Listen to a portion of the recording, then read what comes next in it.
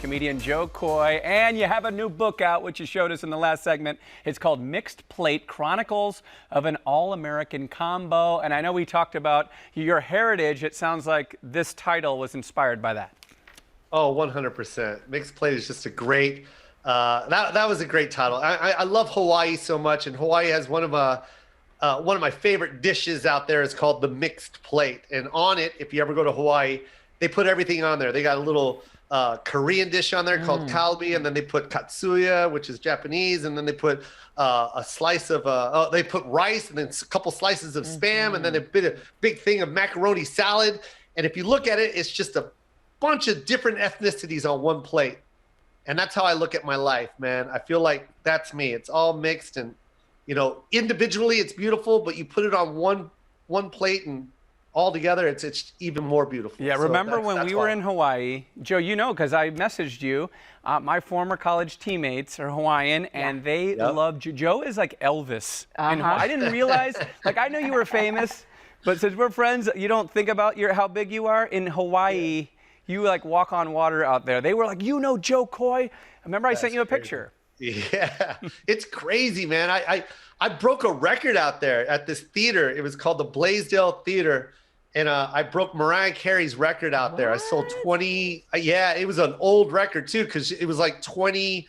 I'm gonna make up the number, but I think it was 27,000 tickets or something like that, or 25,000 tickets. So I beat her by a couple thousand.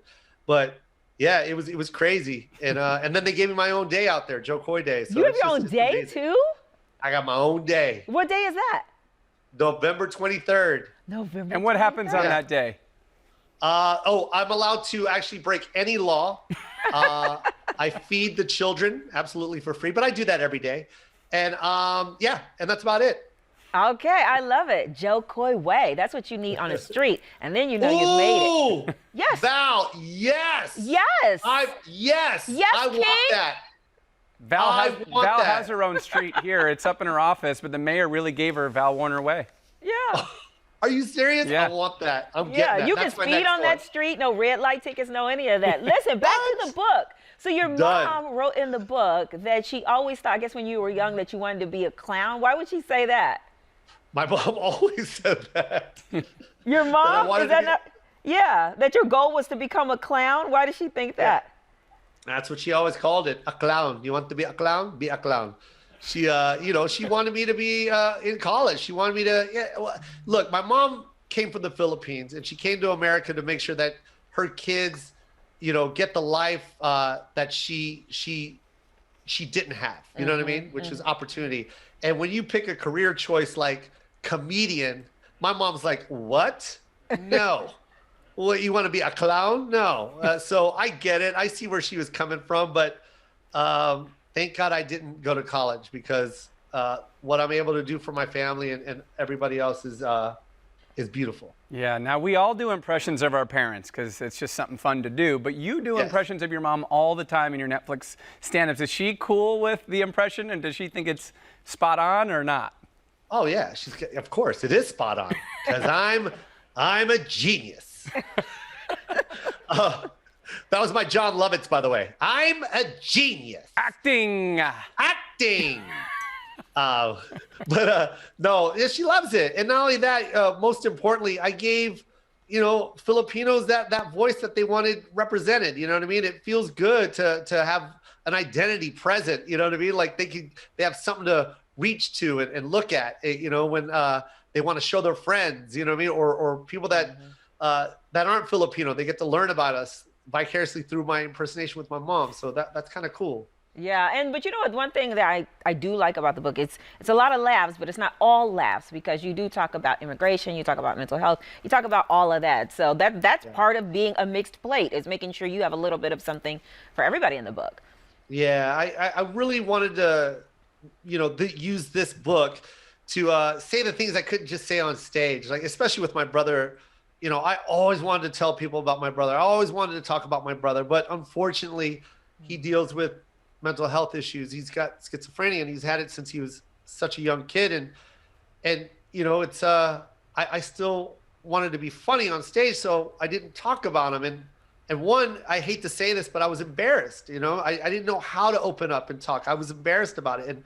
And with this book, I dedicate that whole chapter to my brother because, you know, people need to hear about that there are people out there that have these issues and it is hard, but yet, you know, but that's life. And I was able to talk about my brother and give him a nice light too. You know what I mean? I was able to tell everybody that he's so funny. He's one of the funniest guys in our family, but, you know, unfortunately he's dealing with this illness. And so yeah, it was good that I had this book because I could really like express that and get that off of my chest and also relate with other people with the same type of problems. Yeah, and now more than ever, mental health needs to be talked about. And, you know, I had a brother that suffered from mental illness as well, and talking about it is helping a lot of other people. So we appreciate you doing that. But before we let you go, Ryan, can I say something? Sure. That's so nice that you said that because that's really what I was trying to say, man. It's like the reason why I was embarrassed is because I didn't think anyone else had that problem. You know what I mean? Like, and it's not a problem. I don't want to say my brother was a problem. You know what I mean? I love my brother. I'm just saying, like, I didn't know how to express that to anyone because I didn't think anyone could relate. And now we live in a time where everyone knows that, hey, mental health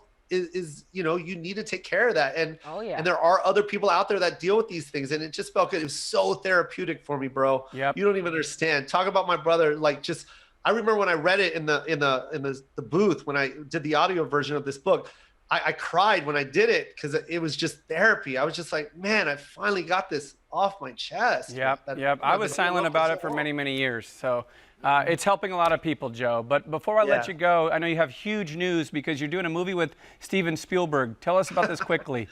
Isn't that amazing? Incredible. Dan Lin as well, too. Dan Lin over at Rideback Films, man. He got Lego Movie, It 1, It 2, Aladdin, and of course, we all know Steven Spielberg. Steven saw my special coming in hot on Netflix, and you know what? He made the call. I went in, and they asked if I wanted to pitch anything to Steven. I pitched this movie called Easter Sunday, which I was already working with Dan Lin on, and Steven was like, yep, I'm on board, and now look at us. We're shooting it as we speak. In fact, I was just doing a casting call before I got on with you guys. Well, why didn't you cast your BFF Ryan Chiaverini? Because my BFF is Val. Okay. Oh, what about your second BFF? What time should I be in LA? Always good seeing you, Joe. Jo I love you. Oh, wow. How quickly they turned. Now I'm doing it. Quickly they turn. You're the best.